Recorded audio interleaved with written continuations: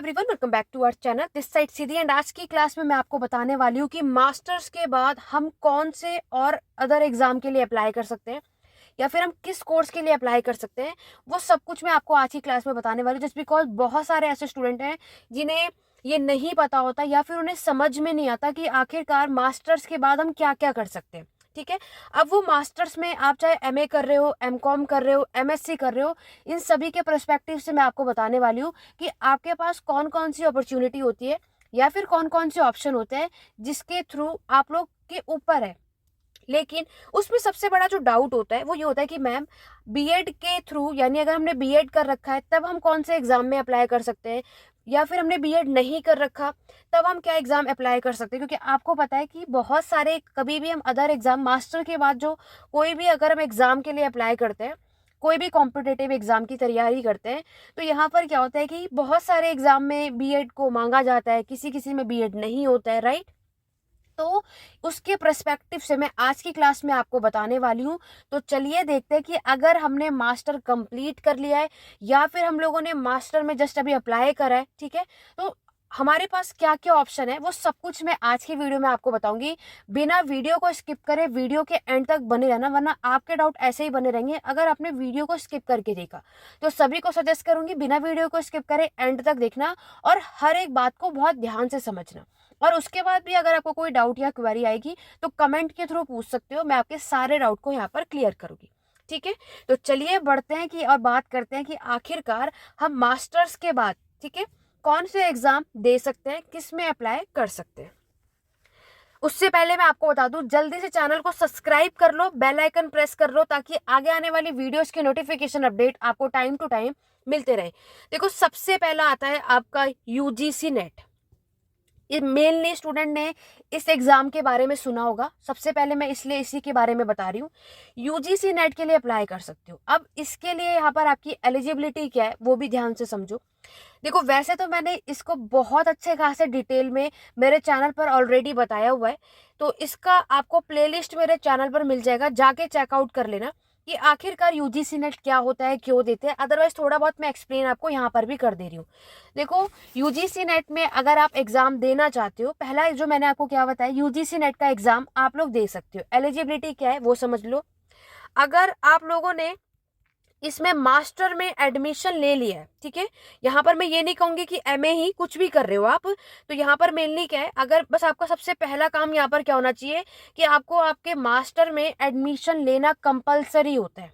ठीक है, आप चाहे एमए कर रहे हो, एमकॉम कर रहे हो, एमएससी कर रहे हो, कुछ भी कर रहे हो, लेकिन आप लोग ने आपके मास्टर में अप्लाई करना कंपलसरी है, तभी आप लोग यूजीसी नेट एग्जाम के लिए यहाँ पर अप्लाई कर सकते हो।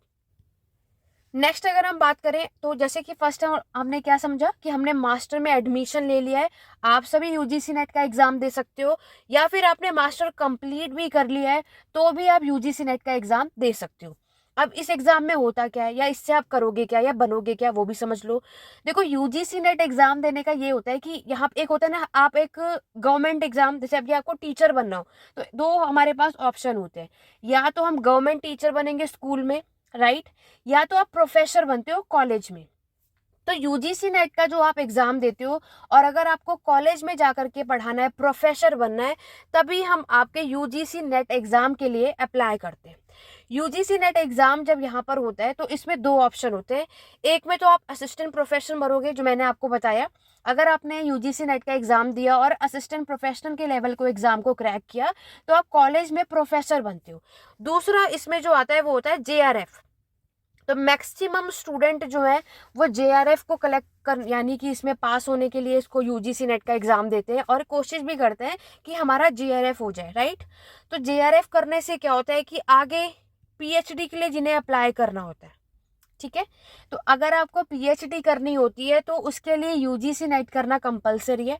यूजीसी नेट अगर जेआरएफ आपने क्लियर कर लिया तो उसके बाद सरकार आपको पीएचडी करने के लिए सारी चीजें प्रोवाइड करती है, ठीक है। तब आपके कोई भी एक्स्ट्रा जो फी है वो नहीं लगती, सब गवर्नमेंट की तरफ से आपको प्रोवाइड होता है। इसलिए मैक्सिमम सब क्या करते हैं, जेआरएफ को यहाँ पर करते हैं पीएचडी करने के लिए। अगर आप लोग डायरेक्ट पीएचडी में अप्लाई करोगे तो आपको एंट्रेंस एग्जाम देना पड़ता है, समझ रहे हो? तो एंट्रेंस भी ऐसा वैसा नहीं होता, हाई लेवल का एग्जाम होता है। उसके लिए आपको हर किसी भी एक पर्सपेक्टिव यानी एक सिंगल सब्जेक्ट की आपको अच्छी खासी नॉलेज होनी चाहिए। यूजीसी नेट हम जो अगर बात करें, आप तभी अप्लाई कर पाओगे और उसी सब्जेक्ट के लिए अप्लाई कर पाओगे जो आपने अपने मास्टर्स में ले रखा है। ठीक है, अगर आपने मास्टर्स कर रहे हो, मास्टर हिस्ट्री से कर रहे हो, तो आप यूजीसी नेट में हिस्ट्री से एग्जाम दे सकते हो। अगर आपने मास्टर इंग्लिश से किया हुआ है या कर रहे हो, तो आप इंग्लिश से एग्जाम दे सकते हो। कोई कोई आप में से होगा जिन्होंने डबल मास्टर कर रखा होगा, हिस्ट्री से भी किया होगा, इंग्लिश से भी किया होगा, या पॉलिटिकल साइंस से किया होगा, सोशियोलॉजी से किया होगा। जिस भी सब्जेक्ट से, याद रखना, आप लोगों ने मास्टर में एडमिशन लिया है, आप लोग जो है यूजीसी नेट का एग्जाम भी उसी सब्जेक्ट के परस्पेक्टिव से ही दोगे और आप उसी के बेस पर ही आगे सेलेक्ट होते हो। ठीक है, पीएचडी लेवल तक क्या होता है कि फिर आप लोग रिसर्च करते हो, अपनी बुक भी लिखते हो, ये सारी चीजें होती है। ठीक है, तो सबसे पहला ऑप्शन क्या है, यूजीसी नेट एग्जाम है, आपका एज रिलैक्सेशन है अच्छे का, कोई इसमें नहीं है कि इस एज के होने चाहिए। बस क्या कंपलसरी है कि मास्टर में एडमिशन लेना इंपॉर्टेंट है, तभी आप इसमें अप्लाई कर सकते हो। दूसरा, मास्टर कंप्लीट भी कर लिया है तो भी यूजीसी नेट का एग्जाम आप सभी दे सकते हो। ये साल में 2 बार कंडक्ट होता है, एक आपका जून में होता है और दूसरा दिसंबर में होता है। यूजीसी नेट जो है वो साल में 2 बार एग्जाम होता है। क्लियर हो गया? ये जो एग्जाम होगा दोनों ही लैंग्वेज में मिलेगा आपको, हिंदी और इंग्लिश मीडियम में। आप जिस भी लैंग्वेज में कंफर्टेबल हो उसमें आपको मिलेगा, राइट। और यहाँ पर यूजीसी नेट की मैं बात करूँ तो ये जो एग्जाम होते हैं इसमें पेपर 1 और पेपर 2 आपको यहाँ पर देना होगा। पेपर 1 जो है वो सभी का कॉमन होता है, सभी का सेम होता है, चाहे आप आर्ट्स के स्टूडेंट हो, कॉमर्स के स्टूडेंट हो, साइंस के स्टूडेंट हो, हर एक के लिए पेपर 1 सेम होता है। पेपर 2 जो है वो आपका सब्जेक्ट होता है। ठीक है, अगर आपने हिस्ट्री के सब्जेक्ट से हो तो पेपर 2 हिस्ट्री होगी, सोशियोलॉजी तो उसके होंगे, कॉमर्स के स्टूडेंट होंगे तो कॉमर्स होगा।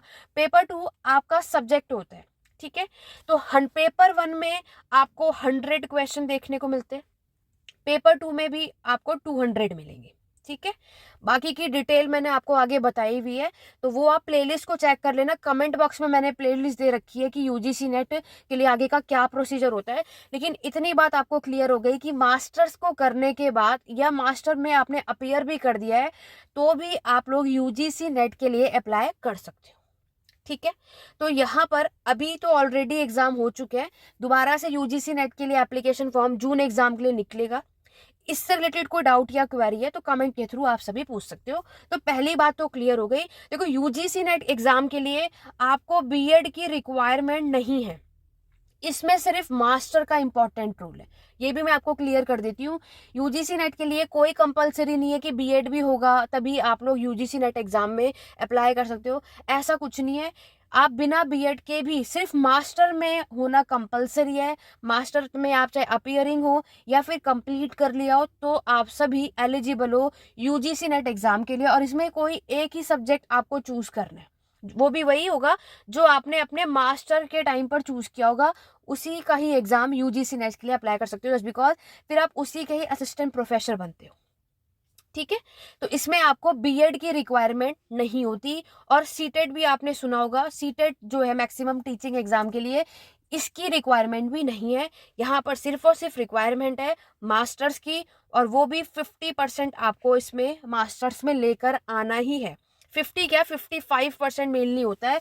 तो हर एक कैटेगरी की अलग अलग बात है, तो वो मैंने ऑलरेडी मेरे प्लेलिस्ट में यहाँ पर मेंशन किया हुआ है। इस पर डिटेल में वीडियो बनाई है कि किस यानी जनरल कैटेगरी के हो, SC ST कैटेगरी के हो, तो किस कैटेगरी के लिए कितना परसेंटेज मास्टर्स में होना कंपलसरी है। तो ही याद रखना, अभी मेनली आपको डाउट ये होगा कि मैम अभी तो हमने मास्टर में हम अपीयरिंग है, अभी चल ही रहा है, अभी तो हमें यही नहीं पता कि मार्क्स 55% बनेंगे या नहीं।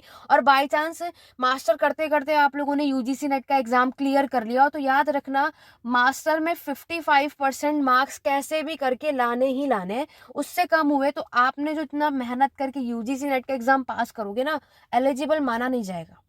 तो इसीलिए आपका मेनली टारगेट होना चाहिए कि मास्टर जो है वो 55% में कंप्लीट होना चाहिए। और ऐसा नहीं है सिर्फ फर्स्ट ईयर का, दोनों ईयर का मिला के। हम कोई भी मास्टर का कोर्स करते हैं 2 साल क्या होता है वो, तो दोनों साल का एड ऑन करके 55% आपकी बननी चाहिए। तभी आप यूजीसी नेट का एग्जाम के लिए एलिजिबल। ये उनके लिए बता रही हूँ जो मास्टर में अभी अपीयरिंग है, अभी आगे वो एग्जाम देंगे और एग्जाम देते देते ही मास्टर को कंप्लीट करते करते ही यूजीसी नेट का एग्जाम क्लियर हो गया और मास्टर्स में 55% नहीं बने तो प्रॉब्लम होगी। तो इसीलिए खूब अच्छे से स्टडी करो और मेहनत करो कि आप लोग क्या कर सकते हो, अपने 55% और प्लस परसेंटेज बनानी है मास्टर्स में तभी। लेकिन दूसरे ये भी होंगे कि मैम मास्टर्स तो हमने कंप्लीट कर ली है, 55% तो बने नहीं, हमारे पास कोई और ऑप्शन है? बिल्कुल है। तो आप लोग डबल मास्टर कर सकते हो, जैसे मैंने आपको बताया ना, 2 डबल मास्टर कोई कोई करता है। अगर आपके पास टाइम है या आप लोग कर सकते हो। मैं देखो, मैं आपको सिर्फ ऑप्शन दे रही हूँ, करना नहीं करना वो आपके ऊपर है। तो यहाँ पर दूसरा ऑप्शन क्या है, बहुत सारे ऐसे स्टूडेंट होंगे जिन्होंने मास्टर कंप्लीट तो कर लिया है लेकिन 55% बनी नहीं, तो आप दोबारा से मास्टर में दूसरे कोर्स के लिए अप्लाई कर सकते हो। मान लो अगर आपने अभी हिस्ट्री के लिए किया था, MA हिस्ट्री कर रहे हो, तो आप फिर अब MA पॉलिटिकल साइंस से कर सकते हो और फिर मास्टर में आप 55% प्लस लेकर आओगे तो आप फिर पॉलिटिकल साइंस के लिए अप्लाई कर पाओगे। याद रखना, उस सब्जेक्ट में तो अप्लाई नहीं हो पाएगा, है ना। MA हिस्ट्री आप दोबारा तो नहीं करोगे, राइट। तो इसीलिए आपको क्या करना है, इतना आपको पूरी कोशिश करनी है कि 55% बनानी है, तभी जाकर हम यूजीसी नेट में अप्लाई कर सकते हैं। पहली चीज आपको यहाँ तक क्लियर हो गई। तो सबसे पहली बात, मास्टर आपने कर लिया तो हम सभी क्या कर सकते हैं, आपका यूजीसी नेट में अप्लाई कर सकते हैं। अब बढ़ेंगे आपके नेक्स्ट एग्जाम की तरफ। चलिए देखेंगे आपके नेक्स्ट आप लोग किस एग्जाम के लिए अप्लाई कर सकते हो। देखो, नेक्स्ट जो है वो होता है आपका सीटेट का एग्जाम। बहुत सारे स्टूडेंट ने इसके बारे में सुना होगा, बहुत सारों ने नहीं भी सुना होगा, तो मैं आपको इससे रिलेटेड बता देती हूँ कि आखिरकार सीटेट में होता क्या है। देखो, जैसे मैंने अभी आपको यूजीसी नेट बताया, यूजीसी नेट करने से ये नहीं है कि वो जैसे एक हमारा एक जरिया होता है ना, पीएचडी में एडमिशन लेने के लिए यूजीसी नेट का एग्जाम यहाँ पर करवाया जाता है, लेकिन सीटेट का एग्जाम भी इसी तरीके से होता है। सीटेट का एग्जाम करने से क्या होगा कि अगर आप लोगों ने ये क्रैक कर लिया तो आप लोग प्राइमरी लेवल के स्टूडेंट यानी 1st to 5th क्लास के जो बच्चे होते हैं, आप स्कूल में उनको पढ़ा सकते हो। नेक्स्ट अगर हम बात करें 6th to 8th क्लास के स्टूडेंट, तो ये 2 पेपर 1 और पेपर 2 आपको सीटेट के एग्जाम देखने को मिलता है, ठीक है। अब इसमें क्या होता है, देखो, सीटेट के एग्जाम के लिए याद रखना, सीटेट वही स्टूडेंट दे सकते हैं जिन्होंने आपके बीएड कर रखा होगा, ठीक है। मैक्सिमम ये डाउट रहता है ना कि मैम कौन सा ऐसा एग्जाम है जिसमें बीएड कंपलसरी है, किसमें नहीं। तो यूजीसी नेट में तो मैंने आपको बताया कि बीएड की रिक्वायरमेंट नहीं होती, लेकिन सीटेट का एग्जाम अगर आप लोग देना चाहते हो तो इसमें आप लोगों को बीएड यहाँ पर बात करनी है, तो बीएड कंपलसरी होती है, आपको लोगों ने ऑलरेडी बीएड कर रखा हो, ठीक है। या फिर आप बीएड अपीयरिंग में आपने एडमिशन ले लिया है तो भी आप कर सकते हो। उसके बाद आप लोग चाहे बीए कर रहे हो, बीकॉम कर रहे हो, यानी आप बैचलर के स्टूडेंट हो, मास्टर के स्टूडेंट हो, वो सब चलेगा, लेकिन बीएड होना कंपलसरी है।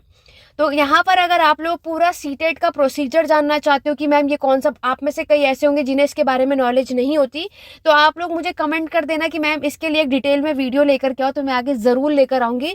बट अभी आपको मैं सिर्फ ऑप्शन बता रही हूँ कि आप लोगों के पास क्या क्या अपॉर्चुनिटी होती है। तो अगर आप लोगों ने सीटेट का एग्ज़ाम आप लोग यहाँ पर दे सकते हो, और अगर आप लोगों ने ये क्रैक कर लिया, अगर आप पेपर 1 क्रैक कर लोगे तो आप सभी 1st to 5th क्लास के लिए स्कूल में एलिजिबल होते हो, और 6 to 8 का एग्जाम क्लियर कर लोगे पेपर 2, तो आप लोग 6 to 8 क्लास के स्कूल में स्टूडेंट्स को पढ़ा सकते हो।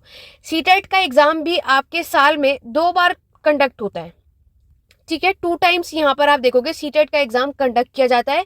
ये एग्जाम भी आपका हिंदी और इंग्लिश दोनों मीडियम में होता है, तो जो जिस भी लैंग्वेज में कंफर्टेबल है वो आप कर सकते हो, ठीक है। इसमें मेनली बीएड होना कंपलसरी है, बाकी आप बीए कर रहे हो या फिर आप मास्टर कर रहे हो वो कोई प्रॉब्लम नहीं है, उसमें चलता है, लेकिन बीएड में अपीयरिंग या कंप्लीट होना कंपलसरी है। लेकिन एक बात और आप लोग याद रखना कि सिर्फ सीटेट का एग्जाम देने से ही आप स्कूल में टीचर नहीं बन जाओगे। जब आप लोग सीटेट पेपर 1 या पेपर 2 आप जब इस लेवल के एग्जाम को क्रैक कर लोगे, पास कर लोगे, तब आप इसके जो आगे गवर्नमेंट एग्जाम जो आपको देना होता है उसमें एलिजिबल होते हो। लाइक अगर आपने सीटेट का एग्जाम क्लियर कर लिया तो आप लोग फिर केवीएस का एग्जाम, DSSS भी आपने सुना होगा, राइट, तो आप लोग इसके लिए एलिजिबल होते हो, तब जाकर आप ये सारे एग्जाम दे सकते हो, ठीक है।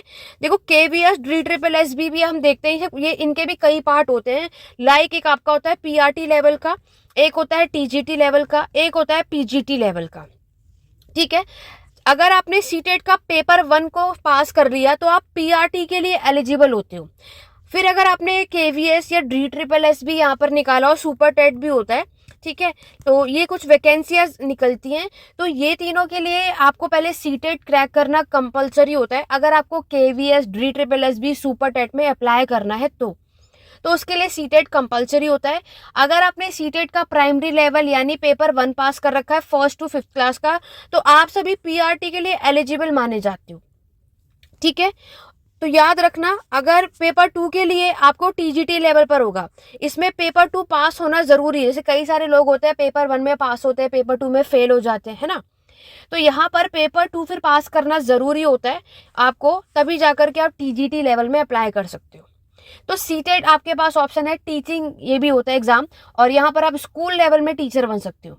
यूजीसी नेट पीएचडी लेवल में तो मैंने आपको क्या बताया, वो प्रोफेसर के लिए होता है, आप लोग स्कूल में टीचर बन सकते हो। ठीक है, ये जो एग्जाम होते हैं ये आपके होते हैं गवर्नमेंट एग्जाम। ठीक है, एक बार आप लोगों ने टीचर यहाँ पे बन गए, सिलेक्शन हो जाता है, तो गवर्नमेंट एग्जाम यानी गवर्नमेंट टीचर आप सभी बन जाते हो। डी ट्रिपल एस भी अगर आप लोगों ने कोई भी लेवल पार कर लिया, तो इसमें ये होता है कि आप लोगों की जो जॉब है वो दिल्ली में ही लगती है। ठीक है, सुपर टेट में क्या है कि दिल्ली से बाहर कहीं भी होगा, यूपी में लगेगा, कहीं भी। ठीक है, केवीएस में भी आपके जितने केंद्र विद्यालय स्कूल होते हैं वहां पर आपका लगेगा, वो भी कहीं भी जा सकते हैं। ये चीजें हमें यहाँ पर देखने को मिलती है। तो आप लोगों के पास नेक्स्ट ऑप्शन होता है सीटेट का। तो सीटेट जब हम पास कर लेंगे तो सिर्फ वो आपका एक जरिया होता है जब हम इन एग्जाम तक पहुंच सकते हैं। तो इन एग्जाम के लिए सीटेट होना कंपलसरी है, और इन सारे एग्जाम में क्या है, बीएड होना कंपलसरी है।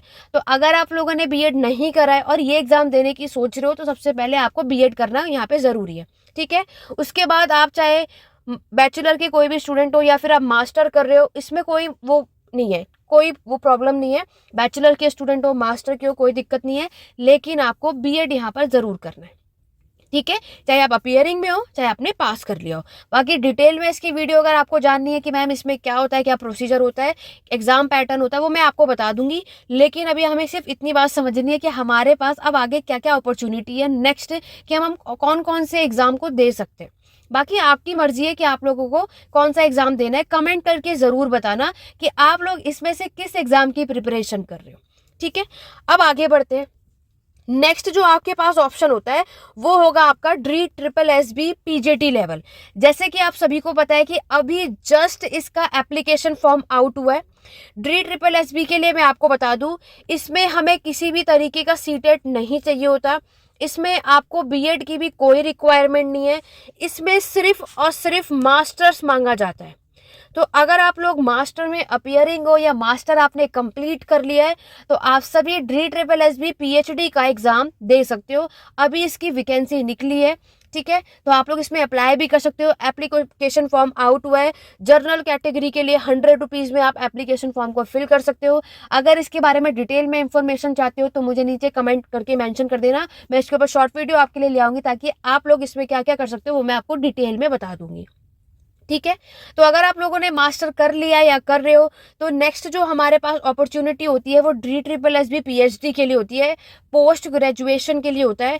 और यहाँ पर इसमें क्या होता है, आप लोगों ने मास्टर जिस भी सब्जेक्ट से किया होता है, जैसे कि आप लोगों ने हिस्ट्री से किया है, तो आप लोग D triple S B history की जो वैकेंसी निकली है, यानी आप हिस्ट्री के टीचर बनने के लिए D triple S B PhD का एग्जाम दे सकते हो। ठीक है, इसमें क्या होता है, 100 मार्क्स का जो आपका पेपर 1 होता है, जिसमें आपकी हिंदी, इंग्लिश यानी जो लैंग्वेज होता है, रीजनिंग होगा, मैथ्स होगा, ये सारी चीज़ें आती हैं। और 200 क्वेश्चन आपका जो सब्जेक्ट होता है, यानी हिस्ट्री से 200 क्वेश्चन आपको देखने को मिलता है। ठीक है, इस क्वेश्चन पेपर में नेगेटिव मार्किंग भी हमें देखने को मिलती है। लेकिन इतनी बात क्लियर है कि अगर आप सभी स्कूल में पढ़ाना चाहते हो तो, और अगर आपने सीटेट भी नहीं कर रखा, बीएड भी नहीं कर रखा, कोई प्रॉब्लम नहीं है। मास्टर तो आपने कर ही लिया है ना, या मास्टर आप सभी कर ही रहे हो। और अभी इसके रिसेंटली में डी ट्रिपल एस की वैकेंसी भी आई है, एप्लीकेशन फॉर्म भी आउट हो चुका है, तो जा करके सभी फिल करो। ठीक है, और इसमें क्योंकि देखो अभी फॉर्म आया है, कुछ टाइम बाद ही एग्जाम होगा, तो पेपर सबसे स्ट्रॉन्गेस्ट चीजें क्या होती हैं, ये देखो D triple S B PGT में आपकी इंडियन हिस्ट्री, वर्ल्ड हिस्ट्री दोनों के कॉन्सेप्ट यहाँ पर देखने को मिलेगा। तो मैक्सिमम स्टूडेंट, तो मुझे कमेंट करके आप बताना कि आप सभी D triple S B PGT PGT history के लिए अगर आप सभी चाहते हो कि चैनल पर हमारे इससे रिलेटेड भी क्लासेस यानी कि आपकी वीडियोस अपलोड हो, तो मुझे ज़्यादा से ज़्यादा आप कमेंट करना ज़्यादा से ज़्यादा आप सभी का रिस्पॉन्स रहेगा तो DSSS हिस्ट्री की क्लासेस मेरे चैनल पर आपको देखने को मिलेगी। बहुत ही अच्छा एग्ज़ाम है और किसी को मिस आउट नहीं करना है। बाकी अगर आप इन किसी UGC नेट या फिर CTET या KVS एंड ऑल दैट या DSSS PGT हर एक में से डिटेल में अगर आप वीडियो देखना चाहते हो, कमेंट कर देना कि मैम इस टॉपिक पर आप डिटेल में वीडियो लेकर आओ कि इसका क्या क्या प्रोसीजर होता है। ठीक है, तो DSSS PGT में आप अप्लाई कर सकते हो, हिस्ट्री सब्जेक्ट से कर सकते हो। अभी आपके लिए वैकेंसी भी निकली है, एप्लीकेशन फॉर्म भी आया, एग्जाम दे सकते हो। हिस्ट्री यहाँ पर अगर बात करें कुछ ज़्यादा टफ नहीं आता है, ऐसा नहीं है कि नहीं आता, बस UGC नेट के कंपैरिजन में थोड़ा कम आता है। बेसिक क्वेश्चन मैक्सिमम आपको इसमें देखने को मिलेगा, है ना। तो आप में से कितने स्टूडेंट DSSS PGT के लिए एग्जाम की प्रिपरेशन कर रहे हो और कितने लोग यहाँ पर इसकी तैयारी कर रहे हो, एग्जाम देने वाले हो, कमेंट करके ज़रूर बताना। ठीक है, तो अगर आप लोगों का ज़्यादा से ज़्यादा कमेंट रहा तो आगे जाकर हमारे चैनल पर इस कोर्स के लिए भी आपको चैनल पर वीडियोस देखने को मिलेगी। चलो, इन सब के बाद और क्या अपॉर्चुनिटी होती है, इसके बाद देखो, अगर आप इनमें से आपके ऊपर है कि आप क्या करना चाहते हो क्या नहीं, कमेंट करके ज़रूर बताना। अदरवाइज आपके पास बहुत सारे कॉम्पिटिटिव एग्जाम होते हैं, आप लोग SSC एग्जाम में अप्लाई कर सकते हो, है ना। सबकी अपनी अपनी चॉइस है, मैं आपको सिर्फ ऑप्शन दे रही हूँ कि आप लोग किस एग्जाम की तैयारी कर सकते हो। आप लोग किसी भी बैंकिंग एग्जाम की प्रिपरेशन कर सकते हो, ठीक है। इसके अलावा बाकी जो मैंने आपको 3 बताया ये आप लोग कर सकते हो। किसमें B.Ed, तो इसमें आपको कोई B.Ed इन सब की रिक्वायरमेंट नहीं होती, ये सभी गवर्नमेंट एग्जाम होते हैं, ये सारी बातें आप लोग जानते ही हो। अभी रेलवे की भी वैकेंसीज निकली है ना, तो आप रेलवे के लिए अप्लाई कर सकते हो। आप में से कई स्टूडेंट ने ऑलरेडी कर भी रखा होगा। तो ये हमारे पास कुछ ऑप्शन होते हैं जो आप लोग, जरूरी नहीं है कि BA के बाद ही करना है, यानी सॉरी मास्टर्स के बाद ही करना है, ये आप बैचलर भी कर रहे होंगे तब भी इन सब में अप्लाई कर सकते हो। तो यहाँ पर आपको कोशिश करनी है, सिर्फ एक ही एग्जाम के परस्पेक्टिव से मत पढ़ो, यहाँ पर कोशिश करो कि हर एक एग्जाम में अप्लाई करो, ज़्यादा से ज़्यादा फॉर्म फिल करो कि कहाँ से आपका किधर भी सिलेक्शन हो सकता है ना। तो कोशिश हमारी होनी चाहिए कि मैक्सिमम जितने भी हैं वो सभी आप लोग इसमें एग्जाम फॉर्म यहाँ पर फिल कर सकते हो। ठीक है, तो कमेंट करके ज़रूर बताना आप सभी अभी किस एग्जाम की प्रिपरेशन कर रहे हैं और आप अपने हमारे चैनल पर किस से रिलेटेड वीडियो देखना चाहते हो, डिटेल में exam pattern, syllabus and all that, तो वो सब आप कर सकते हो। आज की वीडियो आपके लिए बनाई क्योंकि मैक्सिमम स्टूडेंट को कंफ्यूजन होती है कि मैम आखिरकार B.Ed कौन कौन से एग्जाम के लिए ज़रूरी होता है, किस किस के लिए नहीं होता। नेक्स्ट अगर हम बात करें कि B.Ed की, तो देखो B.Ed भी अगर आपको करना है तो मैक्सिमम स्टूडेंट को रहता है इग्नू से बिल्कुल कर सकते हो, कोई प्रॉब्लम नहीं है। बट जब इग्नू में अभी तक आप कोई भी कोर्स करते हुए आ रहे हो, चाहे बैचलर करते हुए आ रहे हो, चाहे मास्टर में आपने एडमिशन लिया है, बट अगर आप इग्नू में B.Ed करोगे तो इसके लिए आपको एंट्रेंस एग्जाम पहले क्लियर करना होता है, तब जाकर आपको एडमिशन मिलेगा। ठीक है, बाकी सब तो हम लोग डायरेक्टली एडमिशन ले लेते हैं, लेकिन याद रखना कि B.Ed जो आपको इग्नू से अगर करना है, जब वैसे भी किसी भी यूनिवर्सिटी से करोगे, एंट्रेंस एग्जाम देना कंपलसरी होता है। अगर आप इस पर भी डिटेल में वीडियो चाहते हो कि यस मैम इग्नू में B.Ed का पूरा प्रोसीजर बता दो कि क्या क्या तरीका होता है और इसमें एंट्रेंस कैसा होता है, उसके बाद क्या होता है, इसका सिलेबस एंड ऑल दैट, तो आप लोग ज़्यादा से ज़्यादा कमेंट करना कि मैम इस टॉपिक पे हमें वीडियो देखना है, तो नेक्स्ट वीडियो आपको मेरे चैनल पर उसी से रिलेटेड देखने को मिलेगी।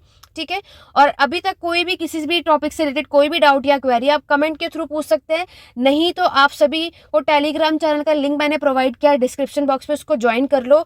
UGC नेट हिस्ट्री के स्टूडेंट हो, ठीक है, आप उसके UGC नेट हिस्ट्री के एग्जाम की प्रिपरेशन कर रहे हो, आप सभी के लिए व्हाट्सएप ग्रुप भी बनाया, उसको ज्वाइन कर लो, लिंक डिस्क्रिप्शन बॉक्स में मिल जाएगा। सारे लिंक आपको डिस्क्रिप्शन बॉक्स में नहीं तो होम में जाकर के चेकआउट कर सकते हो, सबको ज्वाइन कर लो।